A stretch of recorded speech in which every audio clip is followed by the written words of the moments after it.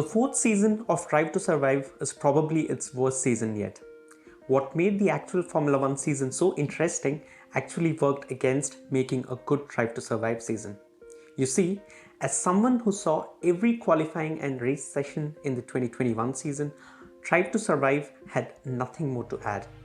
In fact, I felt that some of the interesting moments of the last season were left out from the show. It felt nothing more than a fancily edited season review. Don't get me wrong, there are a couple of things I really liked about the season.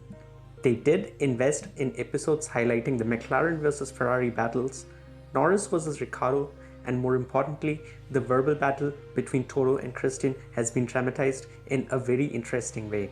The Williams episode was quite good too, and the Mercedes second seat dilemma was also covered in the way the F1 fans would enjoy. Russell struggled to secure a point, and his crash into Bottas was also covered quite well. Ricciardo's win was another thing that they covered well.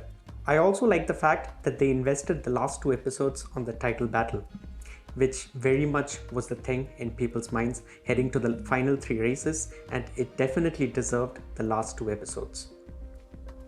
The main problem I have with the show is how less they showed of some of the most memorable parts of the 2021 season. If you are a Fernando fan, you would definitely not like the fact how less he was covered this season. To me, Fernando's defense of Lewis to get Ocon to victory in Hungary was as memorable as Checo's defense of Lewis for Max's victory in Abu Dhabi. It is sad that that part was not mentioned at all in the episode. The last episode was entertaining, but it was crazy to see that a dramatized version of that race was actually less exciting than the race itself. They really did not show the conversation between Masi and the team principals to the extent it happened. They also did not show the drama that happened hours after the race and days leading up to the FIA award ceremony. If anything, the last episode seemed a bit rushed. The initial 15 minutes were quite a bit stretched with the people's quotes, and then things happened all too fast.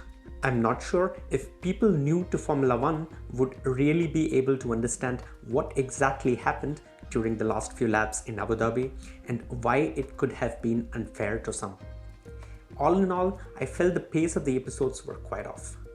Also, in comparison to the former seasons, it seemed to show much less of the inner workings of the team. All in all, I think the new season of Drive to Survive has barely any value add to the hardcore Formula One fans. On the other hand, for people who are new to the sport might find it a bit overwhelming with way too many things happening and in many situations quite a bit less of an explanation what is going on. I saw this season with someone who is new to the world of Formula One, and I had to pause many of the episodes multiple times to explain to them what was going on.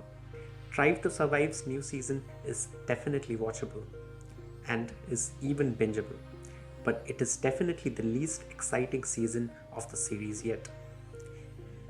Too bad, because the Formula season it was based on was perhaps the most exciting season in recent times. Thank you very much for watching. I hope you guys enjoyed this video. If you did, please hit that like button, consider subscribing to the channel if you like to watch similar content, and stay tuned to I Am Formula for everything Formula One.